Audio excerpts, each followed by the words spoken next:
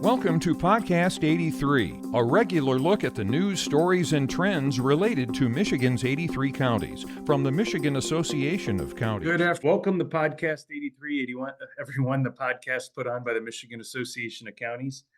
Today we are joined by our wonderful government affairs crew, Deena, Bosworth, Madeline, Fata, Samantha Gibson. Got another podcast to go over what's going on here in Lansing. So why don't we kick it off, Sam? You participated in some testimony last week that deals with the opioid funds. What's the state doing? What's MAC doing? There's been some articles, I know, in Bridge Magazine has had some articles. So why don't you give us an update on how that testimony went? You were there with Amy Dolinke, our technical advisor, who many of our counties have reached out to help with planning for their opioid funds. So how about an update on that testimony? Yeah, thank you, Steve. As you mentioned, Amy and I went before the Senate DHHS Appropriations Subcommittee last week. And during that time, Amy outlined the work she's done at MAC to help counties with technical assistance and planning for their spending on those opioid settlement dollars.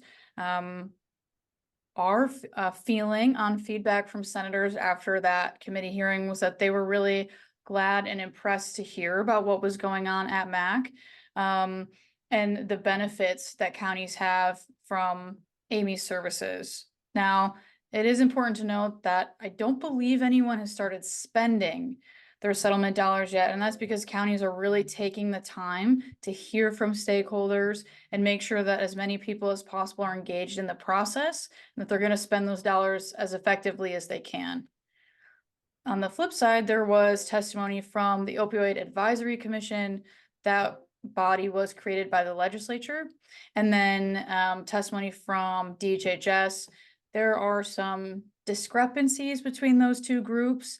I think there's a desire for more, I'll use the quote, meaningful collaboration between the two of them. MAC, we're outside of that, but for us, it was an opportunity to highlight the work we're doing, how excited counties are to begin spending these settlement dollars, and what their hopes and goals are with those dollars moving forward. Yeah, I thought Amy did a great job. You both did a nice job there. I think it was a great opportunity that we took advantage of to talk about the great work that Amy has been doing with many of the counties out there. I know she's engaged with over half the counties on these funds in varying degrees of capacity.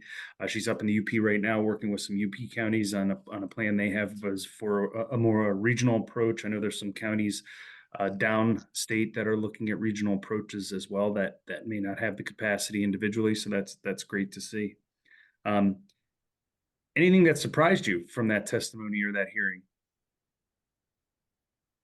Did anything surprise me? That's a good question. There were some data that was provided from the department that suggested, we're moving in the right direction as a state. We dropped, I think, 11 places it was in the rankings of like total opioid related deaths. So that was good news. Especially after the pandemic, substance use disorder skyrocketed at that time, as we all know. So to see 4 years out from the onset of that we're steadily progressing, that was good news. I was surprised to hear that. Yeah, good. It's glad to see the department sharing some of those numbers. And of course, we'll continue to work with the department on their funding dollars and how we can work together to make sure everyone's dollars go as far as possible, both at the state level and even at the more local level too. So moving along, Deena, we've got a bill coming up for testimony this week that, as we discussed earlier, you and I have seen many iterations of this bill. So I don't know what that says about you and I, but this issue of unfunded mandates and how much things cost before implementing them at the state level has been a long discussion we have. So why don't you tell us a little bit about House Bill 5353 that you are testifying on this week? So Representative Fitzgerald from Kent County has reintroduced the unfunded mandates legislation. So that's House Bill 5353, like you just said, and it will be up for a committee hearing this Wednesday at noon. And of course, MAC has always been supportive of any kind of unfunded mandates legislation dating back to, get this, Steve, 2009, when the Legislative Commission on Unfunded Mandates issued their report. We still have not been successful in getting this all the way through the process and enacted. Hopefully, keeping my fingers crossed that we can, cross that threshold this time. I'll say this. I mean, the way the legislation's always been set up is that you can't move bills through a chamber off of third reading. So bills get introduced, that's the first reading. They have a second reading in the House, once they come out of committee, and then third reading is when they move out of off the House floor. Same in the Senate, okay? Third reading off the Senate floor. These bills say that you can't move anything that affects local units of government past third reading unless there's been a fiscal note prepared on it. And so that really stalls the legislative process and makes the fiscal agencies really dig in and do a lot of homework on about how much something is potentially going to cost. And I think that's what's been the stumbling block all this time. I don't think that it's the legislature not being willing to appropriate the funds, because we know they have a constitutional mandate to appropriate the funds for any kind of unfunded mandates they put on local units of government. I think they don't like the process. I think that's what it is. So hopefully we can, overcome that hurdle this time. So 2 questions I have, because I haven't had a chance to read the bill yet. One, is there anything that prohibits, or is there any teeth to it if they do pass a bill that has no fiscal analysis? The only teeth is that we don't have to comply. So the same with a rule or state regulation that one of maybe the departments passes, same with laws in case the legislature passes them. If they don't follow the fiscal note process, then local units of government don't have to comply. That's really the teeth part of it. So if they don't provide the fiscal analysis prior to the third reading, then we wouldn't have to comply, or once the law is passed, if let's say they passed it and all of a sudden a fiscal analysis showed up. The way this one reads, if they don't follow the fiscal note process before third reading, then we don't have to comply. Now we're not, and it also states we don't have to comply unless there's not funding attached. Now, if they attach funding subsequently, I'm sure that there's arguments to be made that we would have to comply, once they figure it out. But if they don't do the fiscal note process prior to it being passed out of the chamber, then all of those representatives and or senators are voting on something that could potentially be an unfunded mandate. Then they're going to be held accountable for that. So it makes some sense to make sure that it's done prior to the legislators voting on it. Yeah, it'll be interesting to see how this works through the process, because we always see language that says this bill will affect local governments in an undetermined amount, or you see some sort of fiscal analysis sometimes like that, which sometimes seems like a cop out in my opinion. Could be right, could be wrong, but there's a lot of moving parts there, right? And the fiscal agencies being able to get the data to turn a fiscal analysis properly, accurately. There's a lot, but I agree it should actually slow down the process and provide some more thoughtful interaction through all the groups involved. Now, if they do a fiscal note process subsequent to the vote, even though they have to do it prior to the vote, if they do it subsequent to the vote, they know how much it is and they appropriate the money, then we're going to have to comply. Mm-hmm. But, I think of lame duck. I've been through so many lame duck sessions, or right at the end of the year, in December or last year, November, when they're trying to get out of here for the holiday season and they pass bills like crazy, one right after the other, after the other, after the other. And so it's going to be quite a challenge for those fiscal agencies to do fiscal notes on those types of things. Well, yeah, especially when you get those bills out of left field that you're not thinking about, and then all of a sudden something gets tied to them and you're not prepared to talk about them, but they pass them through because it's been sitting there for a year and a half and no one's talked about it, right? Discharge from a committee voted on the floor, right? Welcome to the fire hose of the life of a lobbyist, for sure. Yeah, well, that'll be interesting to see that. What day is that this week, in case folks want to tune into House TV? It will be Wednesday at noon. Wednesday at noon, folks can watch that live if they like. March 6th. March 6th. All right, moving along. Juvenile justice funding is up this week, Sam. Tomorrow, I believe. Can you tell us what's going on there? Yeah, so I have an opportunity to go before the Senate DHHS Appropriations Subcommittee again on Tuesday. That's supposed to be 11 a.m. or after session for anyone who wants to tune in live. But they're giving MAC and the family court administrators, judges, and the department an opportunity to go before the committee, talk about where we're at with juvenile justice funding, particularly that 75% reimbursement rate and the child care fund. What are we seeing at the county level? Granted, that's only been in place since October 1 of 2023. So we don't have, a large sample size to say, hi, senators, this is what we're doing in the last 5 months, right? I mean, that reimbursement rate increase only having been in place for several months, not a long time to see that cost savings go back into effect and implement new programs or expand existing ones. The family court administrators will really be able to talk about that.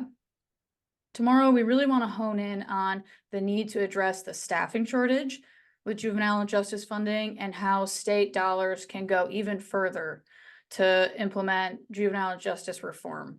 So this bed shortage that we've talked about for the last year and a half that I've been at MAC is really a result of a staffing shortage. And if we can use additional state funding to increase the rate of pay for staffers in juvenile facilities, we can recruit, retain these staff, open additional beds, and again, put the reforms that we saw at the end of last year, put them to work even further.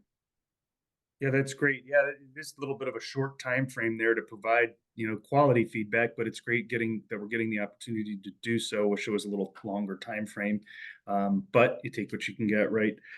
So hopefully, we'll be able to describe to them the impact of the funding so far, and like you mentioned, some of the future goals that we have to maintain this and keep it going, so we can keep people hired, working in these facilities where it's been so hard to retain that talent. Can we just give Sam a little bit of a plug here? Sure. Because although we don't have the data, long-term data on what they're doing, she's going to go in there and give them information about what she wants them to hear. And that is, we have this need. So it's not just they're asking a question, but she's also going to fill them in with some information. So I thought that was, a great approach. Yeah, that is. And folks, again, can tune in. That's in House or Senate? I'm sorry. Senate. So yeah, for those that don't tune in, you can go to House TV or Senate TV live and check those out, or they do archive those. All right, finally, let's talk a little bit about general session process so far this year. We're about 2 months into session this year. I just looked at the House calendar for tomorrow. There's 4 bills on it. The Senate calendar has 5 bills on it. Not a lot of action after a fast and furious last year. What's going on in the legislature right now that we're not seeing a lot of movement on legislation? So, Steve, we're not seeing a lot of movement on legislation because the House doesn't have a majority in either party to get bills done. I think that, with the Democrats in control of the House, the Senate, and the governor's office last year, they did a whole lot of high profile, extremely important issues to their party.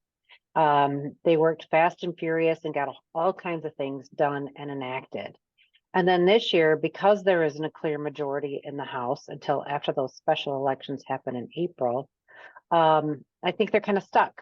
They have to have bipartisan agreement, and they're kind of slow rolling everything that's going on. I also think, in addition to that, it's budget season right now. And the governor came out with, a pretty aggressive budget and things that she wanted to see done. And they have to get through her recommendations and really take a look at what they can fund and what they want to fund without a bunch of additional federal dollars. So I think there's some thoughtful conversations going on behind the scenes. Now, I understand the House perspective on that, but the Senate, nothing's changed, but we're still not seeing a lot of voting going on in the Senate. Why do you think that is? Madeline, you had a good theory, didn't you? that they just, kind of want to hold some things back to negotiate. Well, I just want to correct Steve real quickly. The Senate only has 3 bills on their agenda tomorrow and 2 resolutions. So they have even Oh. less in the House tomorrow. I mean, I do think they're hesitant to move some first chamber bills toward the House because then they're just going to sit there for a couple months. But the bills that have already moved through the House and are now awaiting a vote in the Senate, I think it was Steve actually who said, maybe this is strategic. Maybe they're trying to decide to hold things back in anticipation of House votes, and maybe they're waiting to advance things, so it's hard to predict what their strategy is at this time. But No. there are Oh. conversations, right? The leadership is still meeting, correct? In both the House and Senate, as far as we know. Oh yeah, they're still meeting. They're still, discussing what they want to do and what they don't want to do. But one thing that we didn't mention is that there's a whole lot of work going on behind the scenes. I mean, Madeline, we're getting drafts of bills every single day. Oh yeah, work thinking- groups too, that type of thing, still very active. Yeah, some more complicated legislation that not everybody's on board with, but that they're still trying to work through, some of the details on. So although things aren't necessarily moving, they're still working. Yeah, I think we've talked about a lot of those bills, right? The septic code changes, revenue sharing trust fund, obviously, public safety trust fund. We've got polluter pay out there. Yeah, and some of these bigger ticket items like polluter pay and septic, it's kind of a blessing that they're being forced to slow down and really work through the kinks rather than that fast and furious method last year. Yeah, and I think there's been a lot of discussion why we don't get too involved in it. The auto no fault changes. I think there's been a lot of discussion on that. I think there's some there are some school safety bills out there that are being talked about a lot. So that I think that's a good point. That there's still a lot of work going on. Work groups, task force, you name it, are still going on. Committee meetings, obviously, budget discussions, those sorts of things. But we'll anticipate, obviously we have those folks being seated in early May in the House, which could, jar some things loose again as far as being able to vote in the House. And then an election year, we'll see what happens with the election, and that'll determine what kind of lame duck we have. So by no means, I think a legislative session that will be sitting on our hands much. Just has started out like a lamb. Not like a lion, which we're getting into March. Did you see what I did there? And like a lion, now like a lamb. And I just came up with that just like that. All right. Well, thanks for that perspective, guys. We'll continue to do our podcast and update folks as much as we can. And finally, legislative conference registration is open. The MAC Legislative Conference registration, which will be held here in Lansing the end of April. So April, I believe, 29th through May 1st. Here in Lansing. So registration is open. So book your rooms now. We've got a great lineup. We've got folks from NACO coming to speak. We've invited the Quadrant to come speak. So another great lineup for here in Lansing. So hopefully we'll get everyone registered and everyone will attend. So anything I missed that you guys wanted to highlight?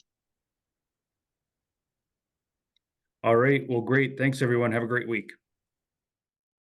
Thank you for listening to today's episode of Podcast 83.